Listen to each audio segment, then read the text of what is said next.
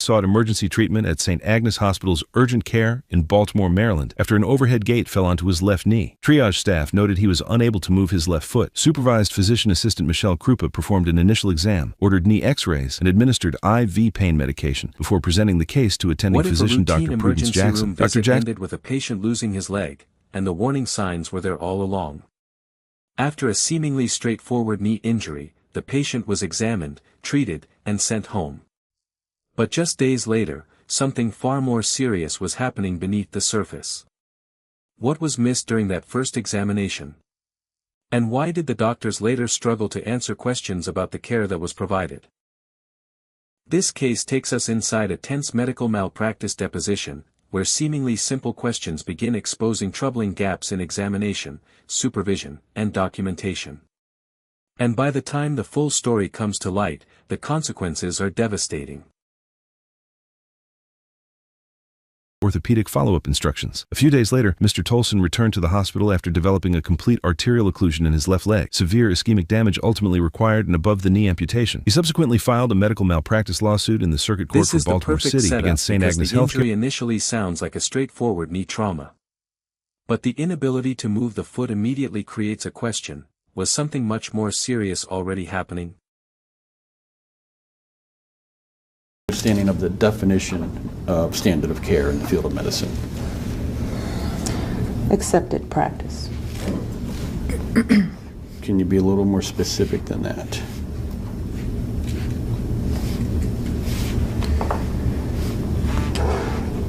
My interpretation of it would be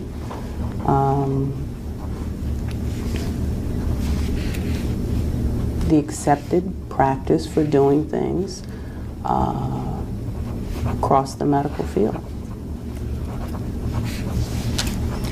And is that definition applied to doctors as well as physician assistants? I don't know if you can say, does it apply to doctors as well as physician assistants? The standard of care is a standard of care. This is the biggest emotional reveal in the opening part of the story. A seemingly routine injury has escalated into the loss of a leg.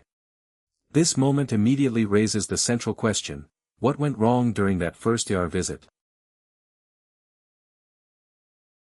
We're in the emergency room with them. Well, you weren't with Ms. Krupa when she first examined Mr. Tolson, correct?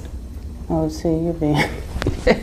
Is that true or not? Were you with her when she did her initial examination? I was in the urgent care department working with her, yes.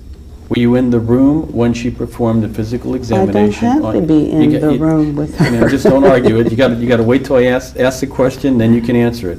Were you in the room with her when she physically examined Mr. Tolson? I don't think so. Okay, now, then how do you know, if you weren't in the room with her, that she performed all of the necessary tests for Mr. Tolson in light of his condition? When I go in to examine the patient, I make sure that everything that needs to be done for that patient is done.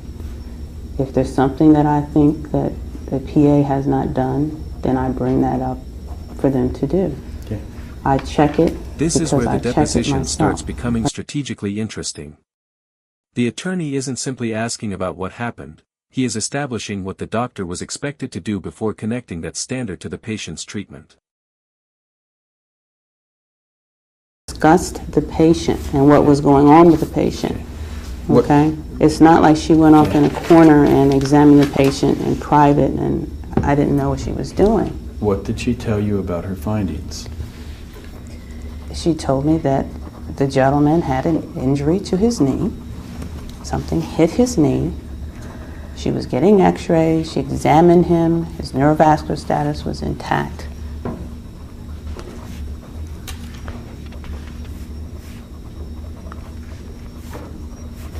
Did you ask her what tests she used to determine that his neurovascular status was intact? Or did you just take it at her word?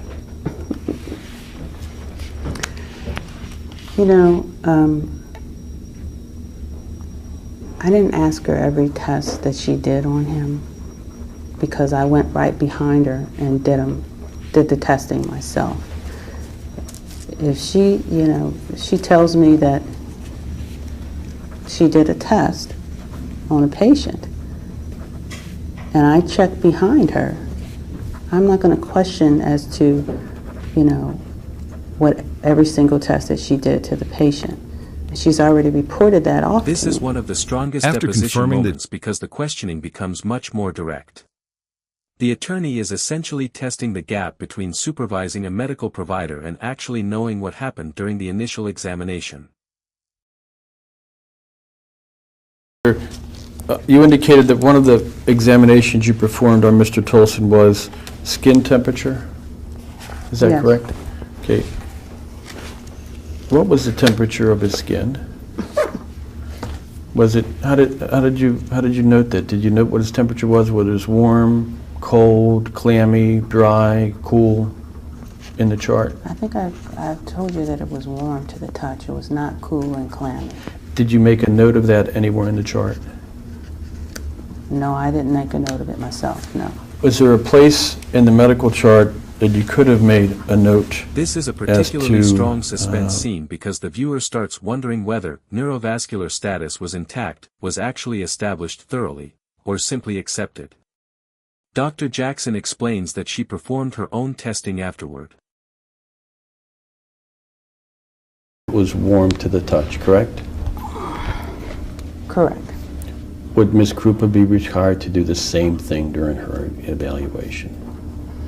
According to what Krupa reported to me, that is what she did. Okay.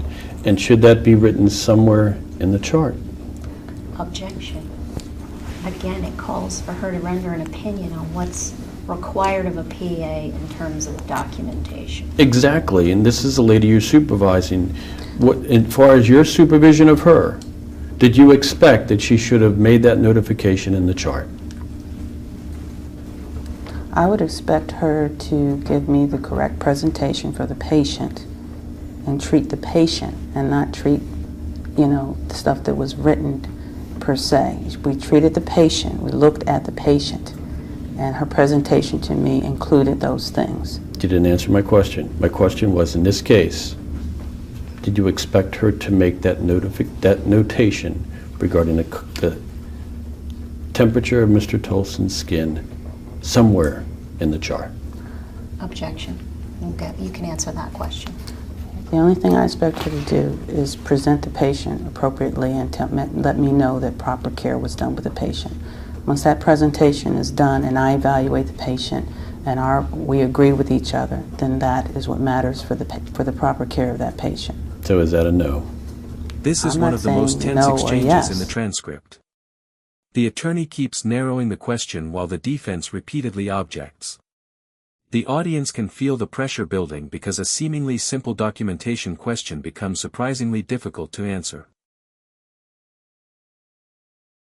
Protocols in emergency medicine, along with the profound impact their omission can cause in medical malpractice litigation. When an emergency room physician like Dr. Jackson works alongside mid-level clinicians such as Ms. Krupa to treat severe joint trauma, clinical vigilance and individual accountability must be reinforced. By highlighting Mr. Tolson's symptoms and systematically dissecting the medical record during depositions, Mr. Gaston aimed to make the deviation from accepted emergency protocols clear. Even though Ms. Krupa performed the initial evaluation and Dr. Jackson signed off on the chart, their reliance on preliminary X-ray findings without independent physician documentation compromised the continuity of clinical care, leaving Mr. Tolson's extensive soft tissue and structural knee damage undiagnosed in the emergency department. Ultimately, this failure to diagnose established clear medical malpractice. The delayed intervention led to irreversible ischemia, forcing Mr. Tolson to undergo a leg amputation. Recognizing the severe breach in the standard of care, the court ruled in his favor, delivering a definitive beat rather than an early reveal.